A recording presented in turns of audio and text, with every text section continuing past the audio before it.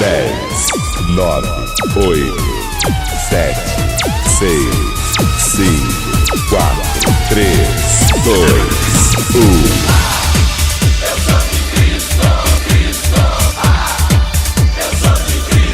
Se você acha que já ouviu tudo, Eu só vou fazer um pedido, vou pedir para todos inclinarem a cabeça. Se você estiver mascando um chiclete, engole ele, por favor.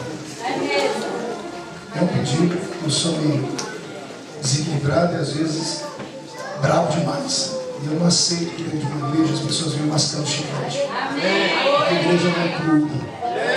Ah, pastor, eu vou tirar o chiclete e pôr lá no banco da frente. Eu não olho para sua mão ficar leprosa. Porque a cadeira ou o banco foi comparado com dízimo e oferta de gente santa. Ok? Então, igual o chiclete, não vai dar problema. Muito obrigado. Pode levantar a cabeça. Queridos, muito obrigado, querido. Quando eu abro a minha Bíblia no livro do profeta Samuel, meu coração sacode. O livro do profeta Samuel é um dos livros mais fortes e sérios da Bíblia.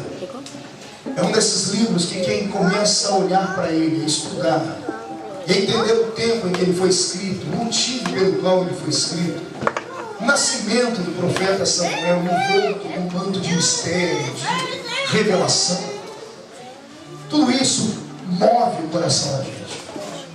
O livro do profeta Samuel, escrito num tempo distante de nós, mas ao mesmo tempo tão familiar a nós, parece ser o desabafo de Deus com aqueles que foram criados para serem a sua glória, o exemplo da sua glória, e infelizmente não deram crédito àquilo que Deus os havia entregado. O livro do profeta Samuel foi escrito para uma igreja do Velho Testamento, se assim eu posso chamá-la, que tinha olhos, mas não via, tinha ouvidos, mas não ouvia, tinham emoções, mas não sentiam mais. Parece que o período em que eles passaram no Egito foram 430 anos, mais 40 anos no meio do deserto, mais 270 anos na presença dos pseudo-deuses, pelo livro de Juízes. Quando entramos no período do profeta Samuel, anos que marcaram a nação, onde Deus começaria então a levantar um reinado por homens em Israel, porque até então o reinado era teocrático. Parece que esse período de quase 700 anos foi o suficiente para destruir a fé daquele povo. Parece que eles se esgotaram da sua fé. 430 anos no Egito, vendo os egípcios adorarem deuses que tinham casas, que tinham rosto, que tinham aparência, que era uma mistura daquilo que havia na terra com aquilo que havia nos animais, com aquilo que havia de pássaros alados. Israel vendo Faraó adorar a Baal, Astarote, Azera, Marduk, a pseudo-deusa Sin da Mesopotâmia, Mun-Ra, Anubis e tantos outros deuses mais, foi o suficiente para tirarem daquele povo o que era o seu Deus.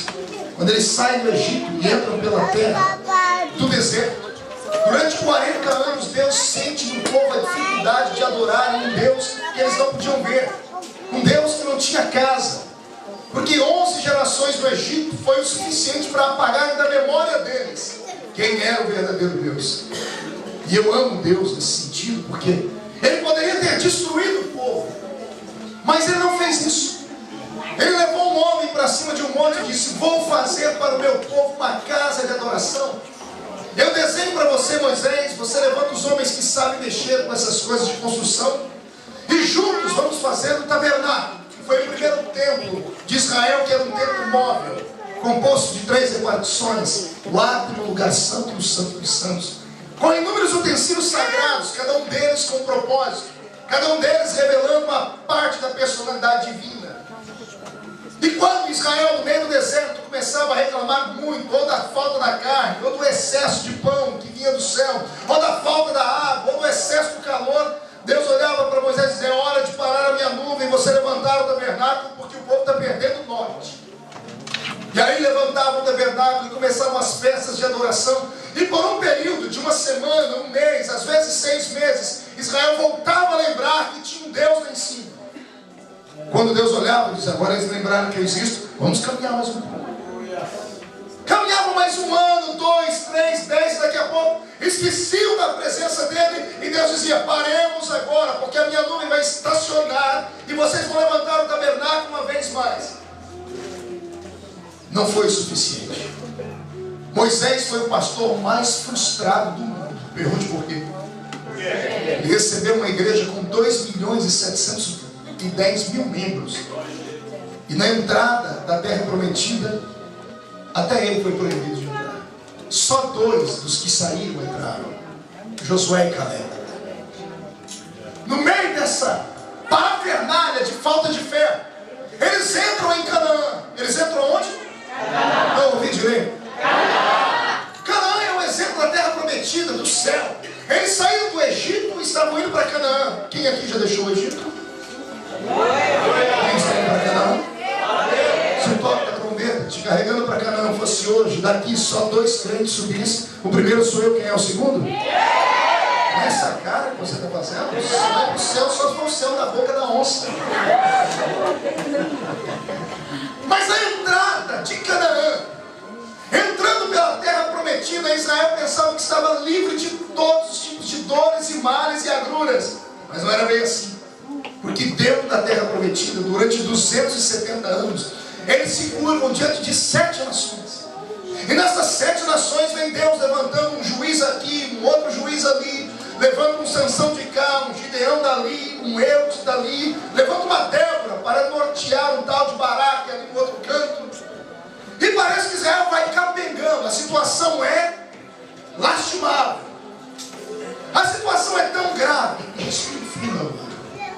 que no período em que Deus levanta um tal de sacerdote ali, que era o pastor presidente da igreja do Velho Testamento inteiro, o homem perdeu completamente a noção do que era ser um sacerdote. Esqueceu que o sacerdote era um homem levantado por Deus para guiar o povo, para nortear o povo e para alimentar o povo espiritualmente falando. Mas esse homem passou mais tempo cuidando do seu corpo, cuidando da sua vida, do que cuidando do povo. E o resultado foi o maior pastor opulento da Bíblia, gordo, de tanto comer da gordura das ovelhas. E ele comeu tanto da gordura das ovelhas, que essa sua insensatez fez ele ficar tão obeso, mas tão obeso, que isso foi a causa da sua morte. E daqui a pouco eu chego lá. Ele teve 2 filhos, Ofni e Finéias, que eram filhos do sacerdote. Numa época em que o filho do sacerdote herdava do pai o dom psicossomático, ou o dom metafísico.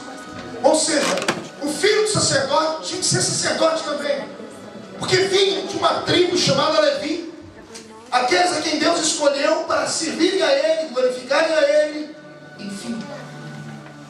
Mas os 2 filhos do sacerdote, ele diz a Bíblia que eles pecaram mais do que o próprio pai. Eles faziam coisas horríveis no templo. As mulheres vinham sacrificar, as mulheres entravam num alpendre diferente do homem, porque em Israel existe até hoje uma discrepância muito grande entre homem e mulher, e a mulher não tem muito valor para o judeu muito ortodoxo. Então o homem podia chegar mais perto do átrio do que a mulher. O alpendre onde as mulheres iam era isolado e separado. E esses 2 filhos de Eli tinham um espírito de Dom Juan, e eles dormiam com todas as mulheres que haviam lá, se prostituíam no templo, e foram um pouquinho além, porque a Bíblia diz que de todo o sacrifício que o povo trazia para o altar, cabia ao sacerdote viver daquilo que era trazido. Eles não levavam dinheiro, levavam sacrifício de animais.